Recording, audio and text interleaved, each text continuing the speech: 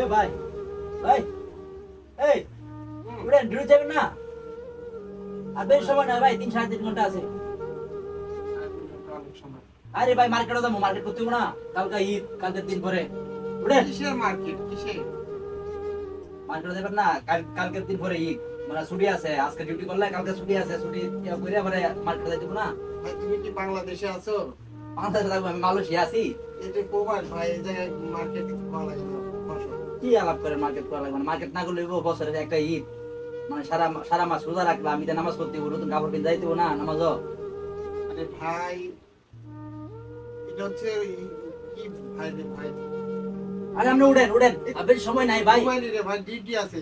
Duty তো আমারও আছে, এক লগে যাবো ডিউটি। আইন মার্কেটে যাই, সময় টাইম কিন্তু হইব, কাপড় টাপড় কিনে পরে আয়া ডিউটি লাগে যাবো গা। পরে ইফতার টিফতার নিয়ে মনে ওই জায়গাতে মিনুম টিনুম খাইয়া পরে ডিউটি লাগে যাবো গা। উড়েন উড়েন। আরে ভাই, তুমি নতুন আসছো তো, তুমি ভাওটার কিছু বুঝো না। আরে ভাই বাও কি বুঝবো, মার্কেট করবো, টাকা আছে, মার্কেট করবো, সমস্যা কি? বাবার কি আছে? বসো, তোমার কিছু কথা বলি, বসো। আমি কই সমস্যা নেই।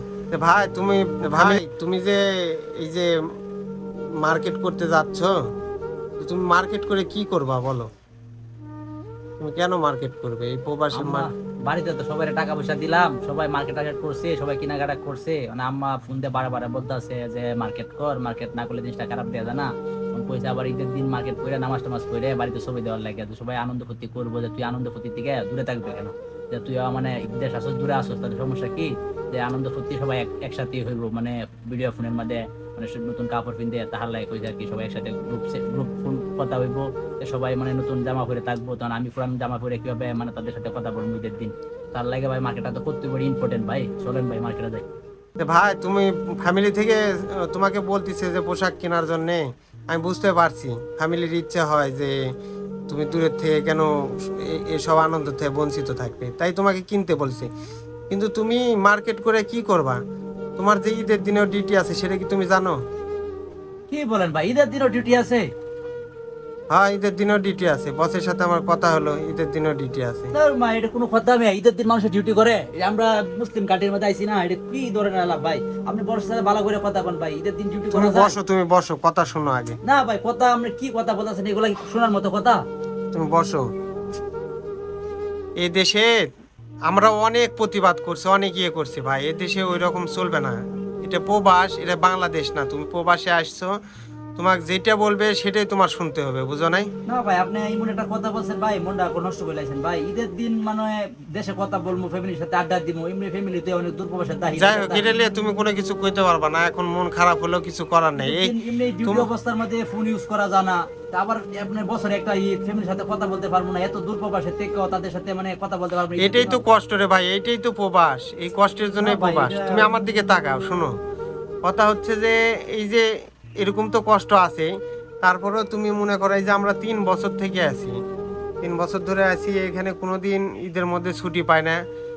তারপর তোমার ঈদের দিনে প্রতিদিনের মতোই ওই কোম্পানির ড্রেস ট্রেস পরেই ডিউটিতে যাইতে হয়।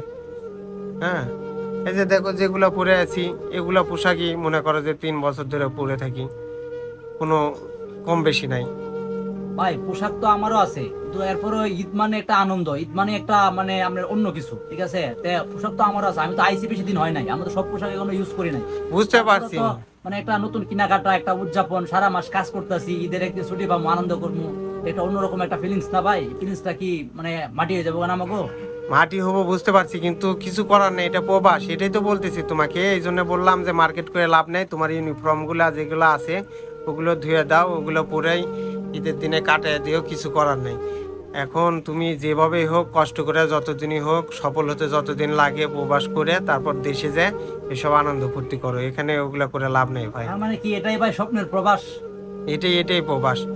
তোমরা হয়তো, দেশে থাকতে- তুমি হয়তো দেশে থাকতে মনে করছো যে বিদেশ যাচ্ছি, ওই দেশে তো কি আনন্দ হয়। এটি মিডিল ইস্টে যাচ্ছ বা বড় বড় কোনো দেশে যাচ্ছ, এগুলোতে খুব আনন্দ ফুর্তি করবে, খুব মজা করবে, খুব ঘোরাফেরা করবে, ভালো ভালো জায়গা দেখার আছে, সেগুলো ঘুরবে নাকি? এইভাবেই তো বাড়ি থেকে আইলাম, আনন্দ করলাম, ফুর্তি করলাম, ঘোরাঘুরি করলাম, ভালো কিন্তু জায়গায় ভাই ঘোরাঘুরি এগুলা করলাম। এগুলা শুধু ওই স্বপ্ন দেখায় পর্যন্তই শেষ, এগুলা বাস্তব হয় না। আর এভাবে একটা প্রবাসীর কেনাকাটা এবং ঈদ আনন্দ মাটি হয়ে যায়। সবার ক্ষেত্রে এরকম হয় এটা আমি বলছি না, কিন্তু আমার মতো যেগুলো প্রবাসী আছে তাদের ঈদগুলো এভাবে মাটি হয়ে যায়।